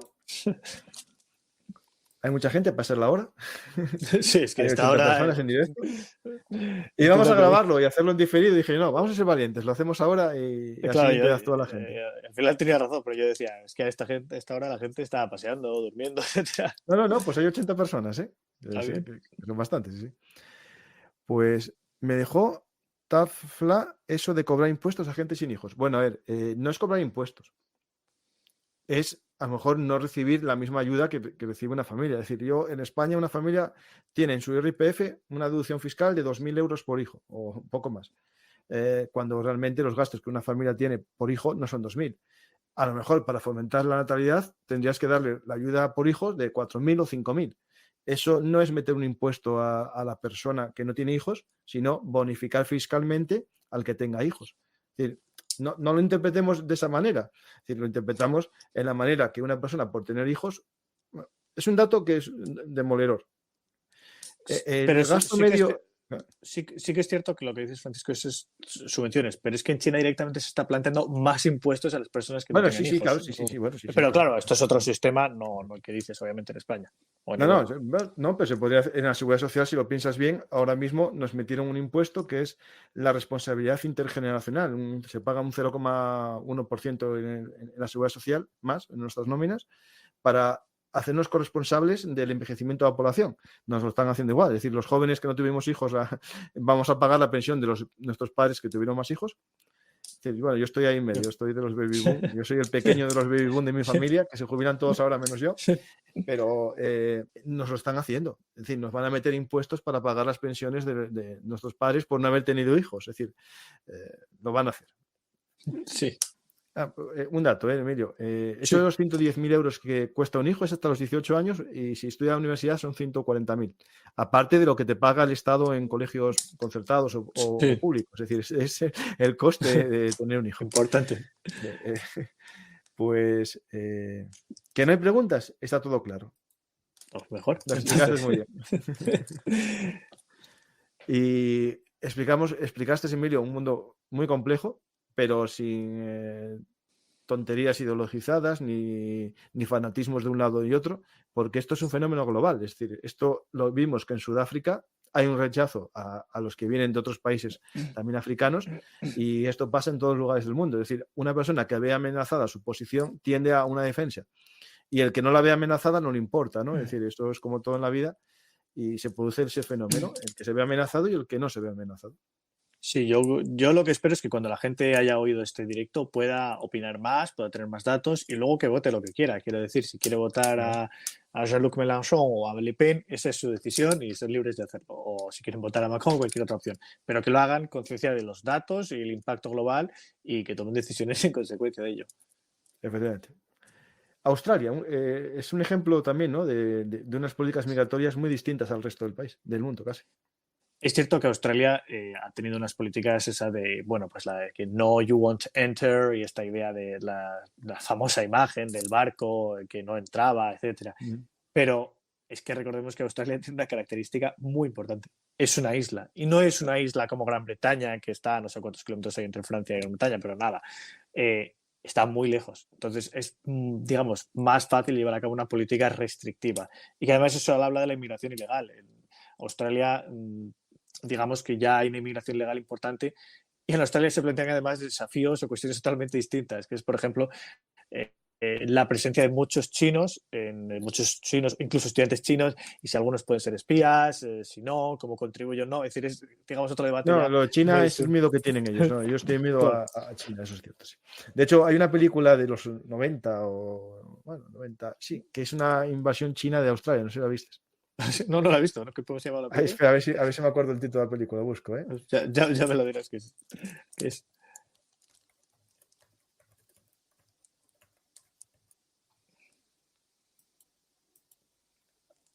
Es esta. Sí, Red Dawn. Red Down, no la he visto, la voy a apuntar para. No, es más moderna, 2012. Pero yo creo que hay Joder. una anterior a esta. No, esta es la americana, no, esta es la invasión de un país que parece Corea del Norte Sí, a a Estados Unidos, ¿no? Estados Unidos. Pero hay una versión más antigua de esta, que es la australiana. No me acuerdo cómo es. Pues, Bueno, yo, ya la yo busco. que soy muy directo, la veré. Estas son típicas que me gustan ver. Tomorrow, no, esta no es esta. Amanecer rojo, aquí está. Amanecer rojo. No, esta es la del 2012. Bueno, ya buscaré cuál es, pero a ver, Ya me la Laila. miras. Sí, he visto el tráiler de esa peli. Paracaidistas chinos cayendo. Esta es la Red Dawn. No, pero hay la australiana. En Queensland, Australia, hay chinos para jartarse. De hecho, China, o sea, Australia tiene una isla, un Papúa Nueva Guinea, un acuerdo para devolver ahí a los inmigrantes para que después vuelvan a sus países. Bueno, hay muchas formas de gestionar esto, pero Australia tiene una ventaja que es eso, que Estados Unidos no tiene, incluso porque Estados Unidos tiene contacto terrestre con muchos países, con Claro, México ser también. una isla puedes elegir exactamente a quién acoges, a quién no coges, quién quieres que Sí, contribuya, a quién no. Es más fácil, sí. obviamente. Pues, Emilio, muchas gracias, como siempre, Muchas gracias a por... todos los oyentes, es 80 héroes que están en esta hora de la mañana conectados. No, yo sabía que iba a entrar gente, ¿eh? No sabía qué tanta, pero bien, bien. Están hablando aquí de los canguros, Australia. Pues tengo una foto de un programa que hice hace tiempo con un biólogo y sacaron el tema también antes de las migraciones animales, ¿no? Pues tengo un programa sobre el fenómeno de las especies invasoras de animales, que lo hice, fue un programa que hice en el canal de historia. Dije yo, pues me gustó el libro, voy a intentar entrar en contacto con el autor, porque aunque no es de historia militar humana, sí es de historia militar animal, es decir, cómo los animales invaden territorios que no son los suyos y generan un cambio, ¿no? en la biosfera, ¿no? Pues invito a verlo, se llama Especies Invasoras. Los animales también colonizaron nuevas tierras en la era de los descubrimientos. Muchos de ellos fueron llevados por nosotros los humanos en los barcos y se desmadró aquello, como los conejos que soltaron en Australia para cazar y después se convirtió aquello en una plaga, ¿no? Pues muchas gracias, Emilio, y espero que Gracias a vuelvas ti, Francisco, pronto por a invitarme. ver un Artis. Muchas gracias a ti por Y nada más. invitarme. Y nada, espero que os haya gustado el programa a todos los oyentes. Y nada, que cualquier otro tema que quieran tratar así de relaciones internacionales, yo muy dispuesto a ello. Pues perfecto. ¿Piensa algún tema más de relaciones internacionales que para la próxima visita? Y te sirve a ti también de repaso para lo que estás metido, Estudiando, efectivamente. ponerte ahí al día de todos los temas. Pues muchas gracias, Emilio, por esta visión objetiva, una visión académica, pero bien contada, de un problema que afecta a todo el mundo, que es crisis demográfica por exceso, por defecto, y que implica siempre, ¿no?, los vasos comunicantes, ¿no? Cuando hay un exceso y un defecto se produce una tensión y un movimiento, ¿no? Y gracias A ti, Emilio, gracias a todos los que estáis en el directo y me despido de todos vosotros, como siempre, agradeciéndoos que estéis aquí. Espero que os haya gustado el programa tanto para que deis a me gusta, dejéis un comentario y lo compartáis en vuestras redes sociales.